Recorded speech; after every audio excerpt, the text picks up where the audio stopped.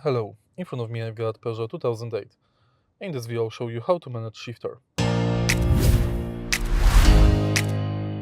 To manage automatic gearbox in your car, take a look in the center of it. Press brake and now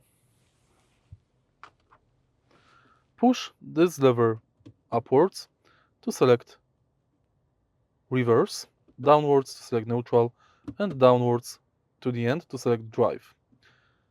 While you are in drive mode, you can press M button to manually change gears. If you want to switch to parking mode, simply press parking button.